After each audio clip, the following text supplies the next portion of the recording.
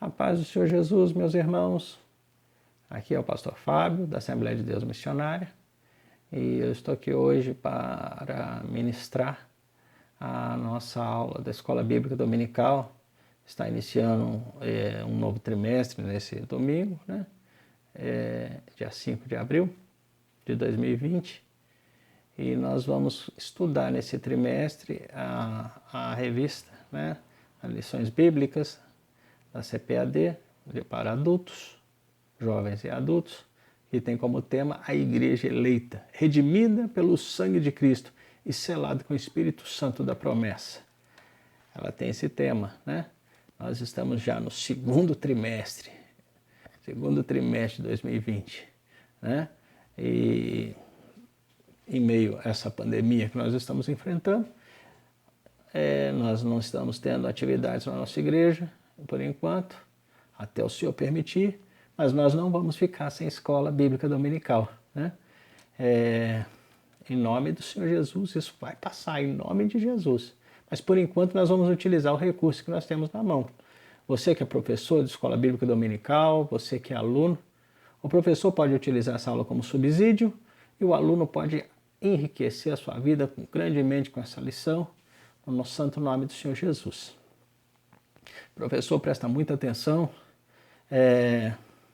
porque eu tenho muitas das vezes participado, né, de simpósios, participado de aulas, né, na Escola Bíblica Dominical, e eu vejo que os irmãos às vezes ignoram algumas coisas que são de suma importância. Cada lição dada, ela tem seu objetivo principal, o que o aluno deve estar sabendo ao findar essa aula. Ao findar minha aula, o que o aluno precisa saber? Nessa, por exemplo, ele precisa apresentar a autoria, a data dessa epístola, da epístola de Efésios, né, que essa lição é baseada em Efésios, identificar para quem foi dirigida a epístola aos Efésios, explicar o propósito da escrita e a mensagem contida na epístola. Esses são os três objetivos principais dessa lição. É claro que nós vamos falar, acrescentar mais coisas, acrescentar mais passagens bíblicas, mas esse é o foco principal. A lição é de número 1, dia 5 de abril de 2020, tem como tema a lição Carta aos Efésios, saudação aos destinatários. O texto áureo está registrado em Efésios capítulo 1, verso 2. A vós graça e paz, da parte de Deus, nosso Pai, e do Senhor Jesus Cristo. Efésios capítulo 1, verso 2. Verdade prática diz: a epístola aos Efésios revela o propósito eterno de Deus para a igreja de Cristo.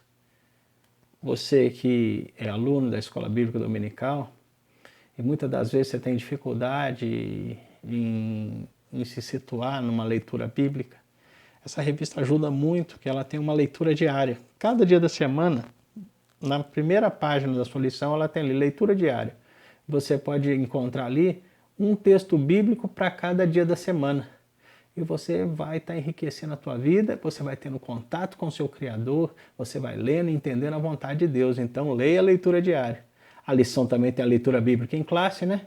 A leitura bíblica em classe, ela está registrada em Efésios capítulo 1, verso 1 e 2, e depois também em Atos dos Apóstolos, capítulo 19, do verso 1 ao 7. Eu não vou ler a leitura completa, não vou ler essa leitura para que nós ganhemos tempo, mas você leia na tua casa, em nome de Jesus. Atos capítulo 1, verso 1 e 2, e Atos dos Apóstolos, capítulo 19, do verso 1 ao 7. É muito bom, é muito boa a leitura e ela vai enriquecer a tua vida, né? A introdução dessa lição, ela mostra ali que a epístola aos Efésios, denominada a coroa dos escritos de Paulo, né? Ou a rainha das epístolas, né? Ela faz essa designação a ela porque ela está relacionada com a excelência das revelações bíblicas que Deus deu para Paulo, que faz sobrepujar as demais cartas, né? Nela está revelado o propósito eterno de Deus por meio de Cristo para a igreja, e também a epístola apresenta um resumo da pregação de todo o evangelho do nosso Senhor e Salvador Jesus Cristo, né? Essa é a nossa introdução. Então você fica atento aí, em nome de Jesus. O primeiro tópico, ele fala sobre a autoria e data. É o primeiro tópico. E o subtópico, a autoria. Essa carta, ela é atribuída a Paulo. Paulo se identifica logo no início, né, da epístola. Alguns pensadores antigos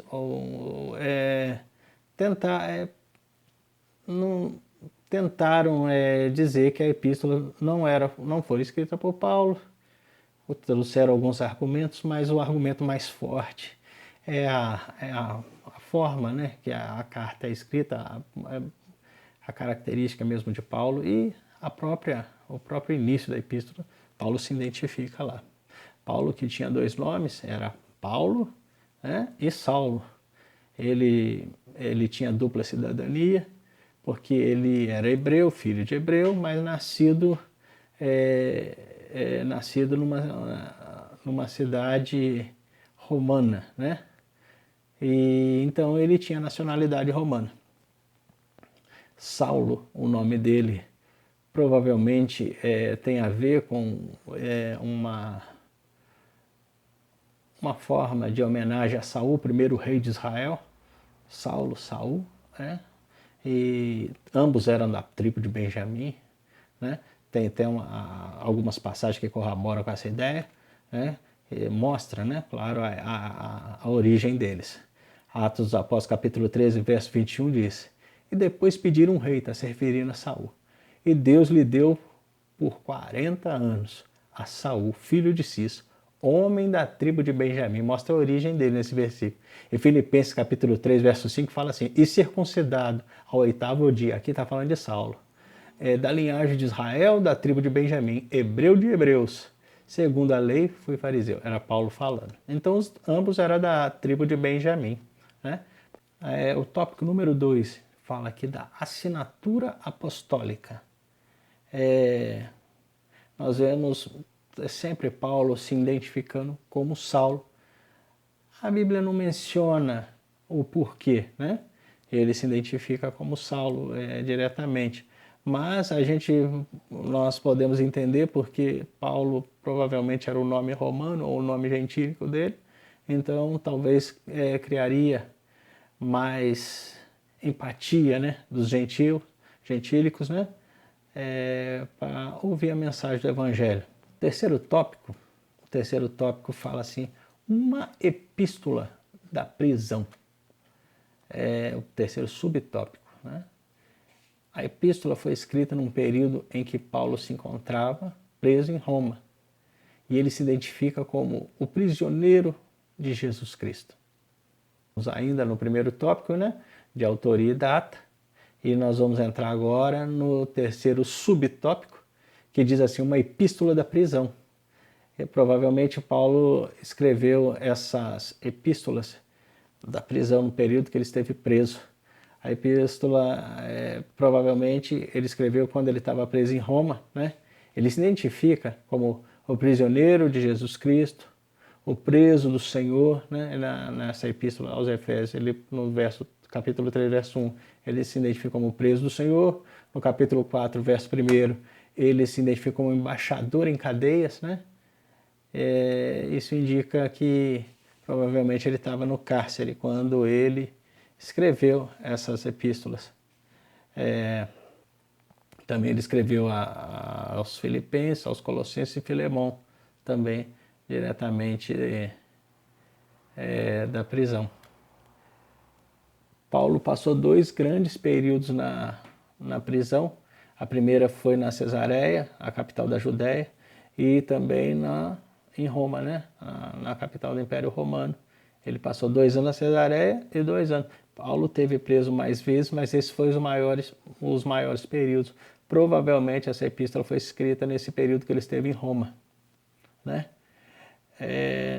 Nem a Bíblia mostra explicitamente, a Bíblia não mostra explicitamente como ou quando Paulo morreu, mas de acordo com a tradição, ele foi decapitado em Roma após esse período de prisão, né?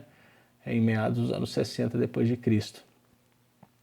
Interessante o comentarista atribuir, né, essas epístolas como sendo escrita em período que ele esteve preso, por causa dessas identificações que ele colocou: preso do Senhor, prisioneiro do Senhor Jesus, embaixador em cadeias.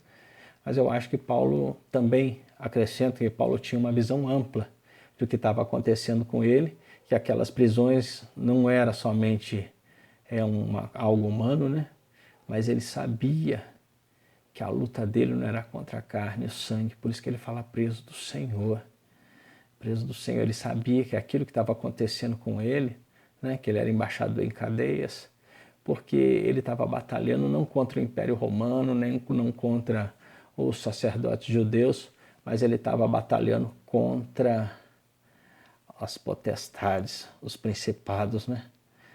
Ele sabia disso, ele escreve até na sua epístola mesmo, aos Efésios, capítulo 6, verso 12, ele fala lá assim, ó, porque não temos que lutar contra a carne e o sangue, mas sim contra os principados, contra as potestades, contra os príncipes das trevas desse século, contra as hostes espirituais da maldade nos lugares celestiais. Ele sabia também que aquela luta dele ali não era só física, também era espiritual, né? Então, Paulo, ele entendeu bem isso, que ele era um prisioneiro no Senhor por causa da perseguição. A data que foi escrita essa epístola, provavelmente, né, o quarto tópico aí, subtópico, fala sobre a data, provavelmente ele escreveu entre 60 e 62 depois de Cristo, né? É a provável data que ele escreveu. E essa carta foi entregue a Tíquico, né? Tíquico era um gentil que se converteu em Éfeso, ele se converteu lá e ele se tornou muito próximo de Paulo. Era um trabalhador da obra do Senhor, a Bíblia faz algumas referências a ele, mas ele se tornou amigo pessoal de Paulo e também um servo fiel do Senhor.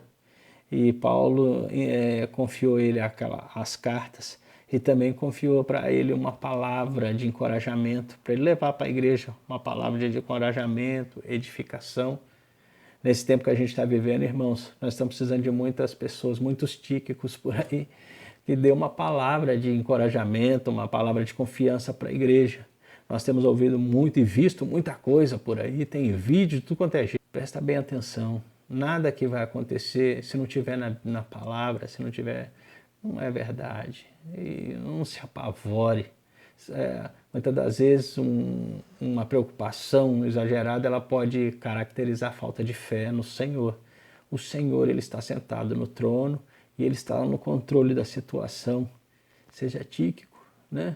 Traga uma mensagem de conforto, de encorajamento para as pessoas. Diga que Jesus vai dar vitória no meio dessa pandemia.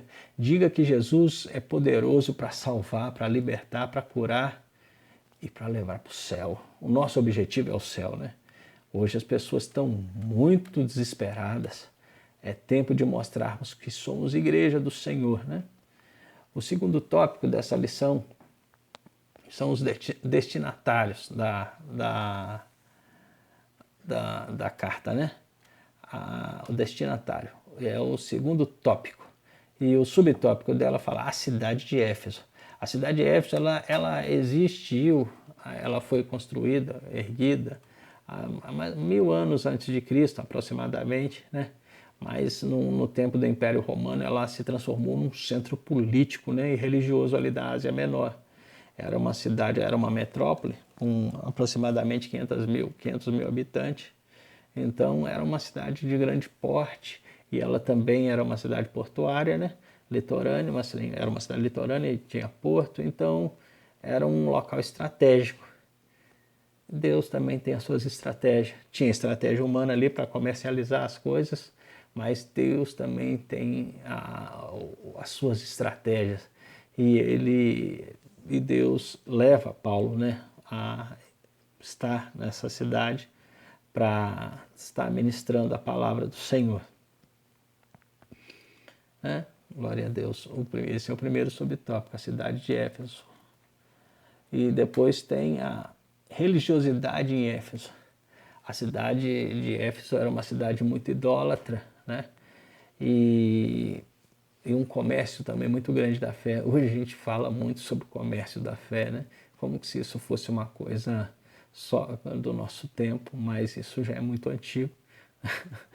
naquele tempo tinha o templo da deusa Artemis ou Diana, como a Bíblia menciona, todo construído em mármore.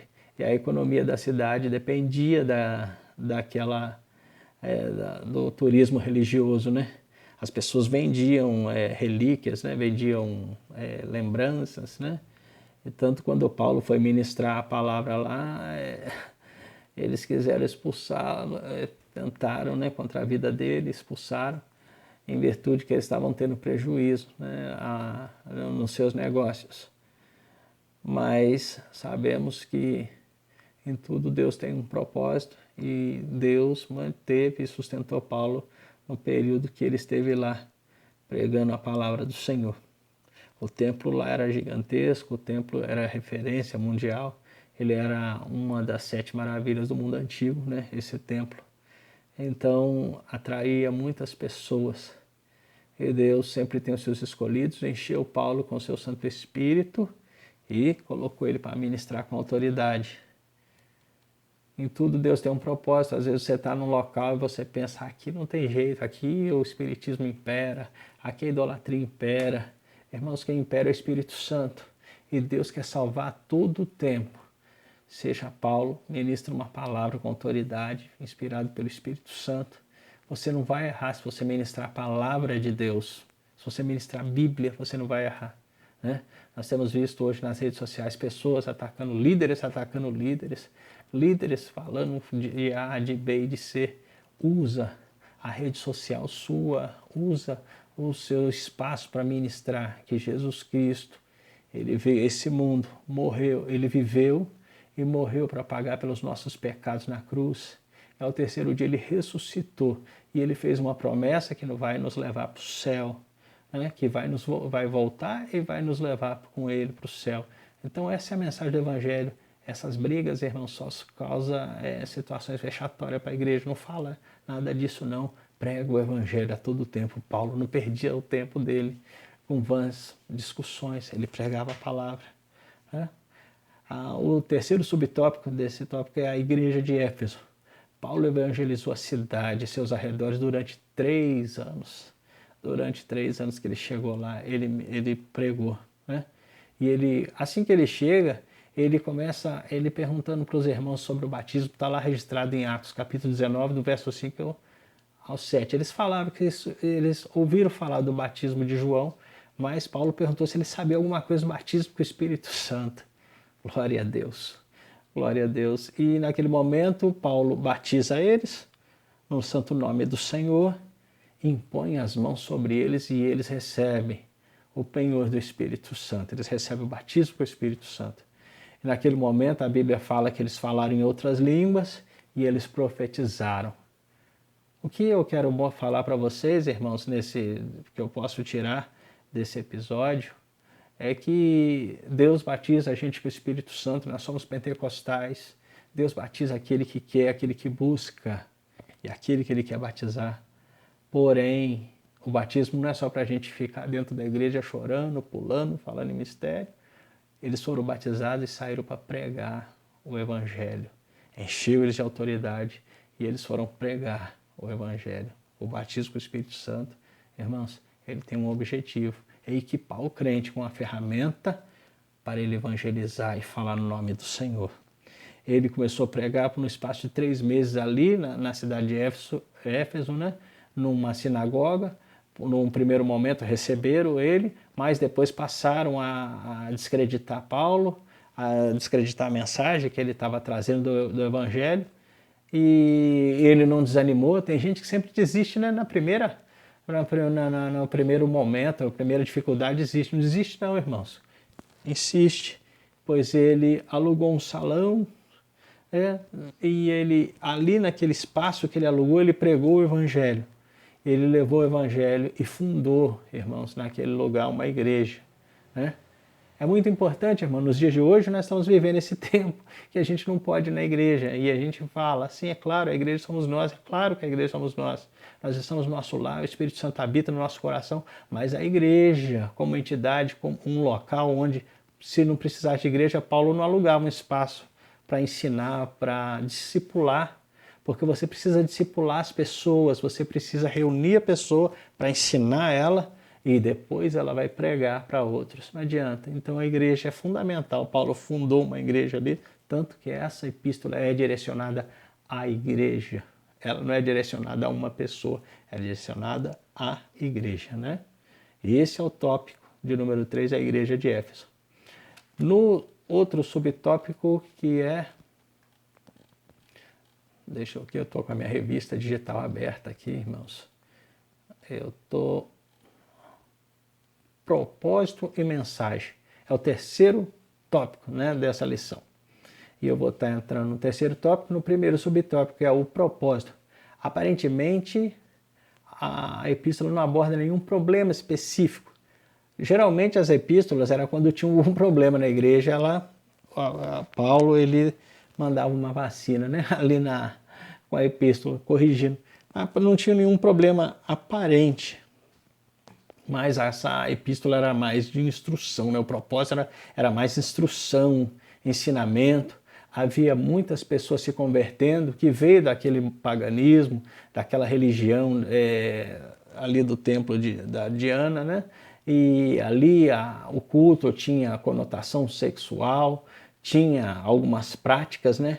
Que as pessoas vêm, né, para a igreja, Jesus salva, é por isso que precisa da igreja.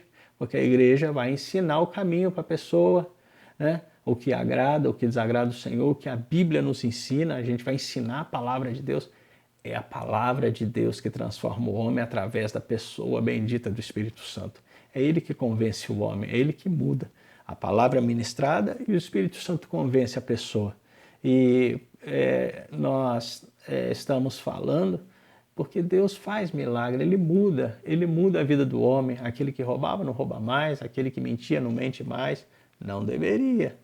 Em nome de Jesus, não mentir mais.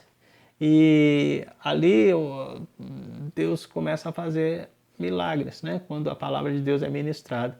Tinha algumas questões dessas pessoas, então ali nós vemos Paulo dando algumas instruções sobre casamento, né?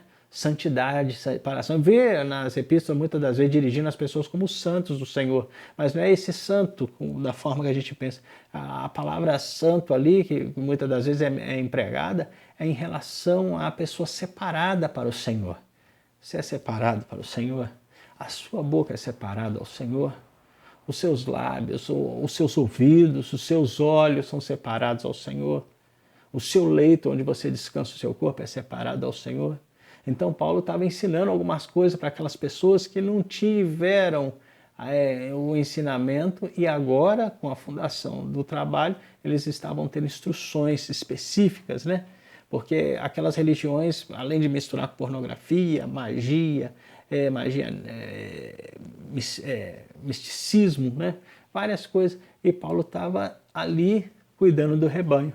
É muito importante, irmãos, você valorizar aquele que ministra a palavra com autoridade e aquele que te fala, irmãos, verdadeiramente quando está errado. Esse é o pastor verdadeiro, o líder verdadeiro. Às vezes você tem um líder na mocidade que te fala a verdade, às vezes você fica aborrecido, às vezes uma liderança no círculo de oração, às vezes uma liderança no coral que te fala a verdade. Olha, você não pode estar desse jeito, você precisa melhorar. Irmãos, valorize esse irmão, porque ele não quer que você vá para o inferno. Um líder que mesmo você tendo uma posição na sociedade, mas ele não se deixa levar por essa situação, ele te fala a verdade, esse é um líder verdadeiro, irmãos. Muitas das vezes estamos negligenciando dentro da igreja, esquecendo de falar sobre a santidade, sobre a mudança de vida. O evangelho, irmãos, é mudança de vida também, é conversão. Você estava indo rumo ao inferno. E quando você levanta a sua mão e aceita Jesus, você está vindo para o caminho da verdade, para o caminho que vai levar ao céu. E esse caminho não é de qualquer jeito, não. O Senhor Jesus falou que esse caminho é estreito. Então, muitas das vezes requer de nós mudanças de hábitos, coisas pequenas no nosso dia a dia, irmãos, mas que vão fazendo uns estragos muito grandes.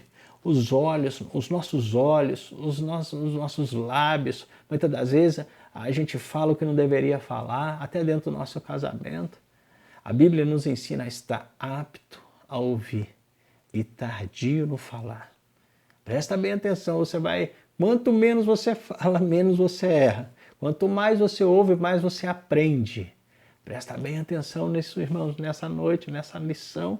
E Deus pode mudar a sua vida, o seu casamento aí. Tem muita gente falando demais. E quem fala muito, erra muito. Então, Paulo escreve essa epístola dando algumas instruções, tratando do rebanho, cuidando do rebanho do Senhor. Porque o rebanho, ele é do Senhor. Ele comprou com o próprio sangue. Ele pagou pela nossa vida, pela minha vida, pela tua vida.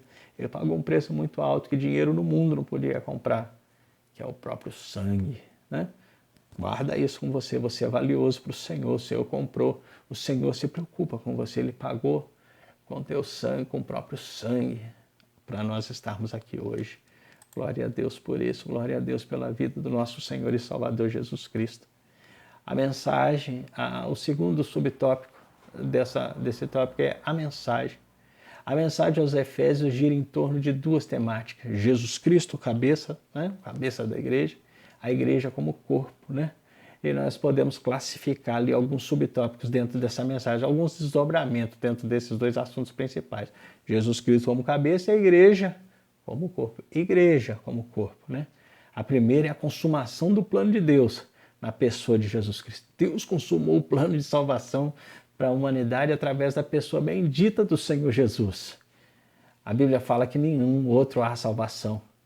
Jesus disse, eu sou o caminho, a verdade e a vida. Ninguém vem ao Pai senão por mim. O único caminho, irmãos, que você deve trilhar, se você quer um dia herdar as promessas de Deus, é através da pessoa bendita de Jesus Cristo. Aquele que eu vou levar vocês para comigo, para eternamente. Aleluia. Terceiro desdobramento dessa mensagem é a reconciliação dos povos através da cruz do Senhor. Irmãos, a cruz, aquela que parecia uma derrota para o Senhor, aquilo que parecia que tudo aquilo que Jesus tinha ministrado parece que tinha acabado ali na cruz para os seus discípulos, mas aquilo era a vitória do Senhor na sua morte e ressurreição. Ele nos deu a vitória.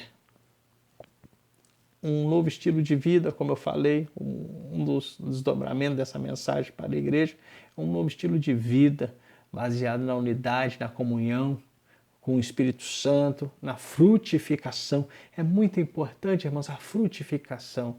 Além de você ganhar, porque às vezes as pessoas pensam que dar fruto é ganhar outras almas. É claro, isso é primordial para o cristão. O ide do Senhor é para todos nós. Nós temos que ganhar almas. Mas o fruto também da nossa conversão é mostrado na nossa vida, no dia a dia, mudança de vida. Isso é fruto, irmãos. Mudança de pensamento, mudança de postura. Então a frutificação, né, ela é muito interessante. Então essa é a mensagem do Evangelho, a mensagem da epístola, né, aos Efésios. Nós estamos entrando aqui agora no finalzinho, na conclusão. A conclusão diz assim, a epístola revela um elaborado resumo da salvação e as suas implicações para a vida cristã. No seu conteúdo recorda um favor imerecido que recebemos gratuitamente da parte de Deus. Nós não merecíamos, mas Deus nos salvou. Ele quis, pela graça dele, nos salvar. As suas exortações nos impelem a viver em santidade e alicerçado em Cristo, a cabeça da igreja, né? Cristo é a cabeça da igreja. E a batalhar contra as forças das trevas. Irmãos, a nossa luta é contra o adversário, contra as hostes espirituais da maldade. E nós, como servos do Senhor, temos que batalhar contra isso. Batalha, irmãos. Às vezes o seu casamento está indo errado, está dando tudo errado. Batalha, irmãos. É espiritual. Às vezes no trabalho, uma perseguição que você não entende de onde está vindo, irmãos. Para de discutir e coloca nas mãos do Senhor. Começa a apresentar em oração batalha. Muda de postura, isso é lutar. Não, no Evangelho a gente luta diferente. Numa guerra comum é lutado com armas físicas, com armas de fogo, com carros.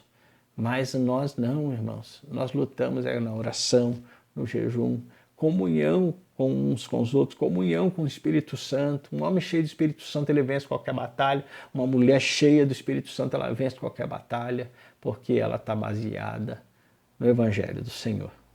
Muito obrigado por ter passado esse momento comigo, participando dessa aula.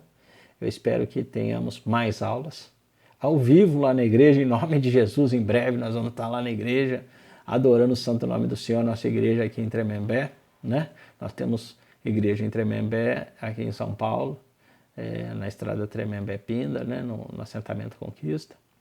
Nós temos igreja em Juiz de Fora.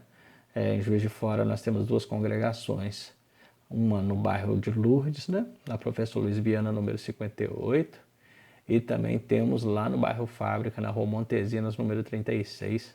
Um abraço para o pastor Rafael, pastor Flávio, que estão lá, pastor Francisquinho, que estão trabalhando na obra do Senhor, lá em Minas. E nós vamos vencer em nome de Jesus. A paz do Senhor Jesus a todos. Obrigado.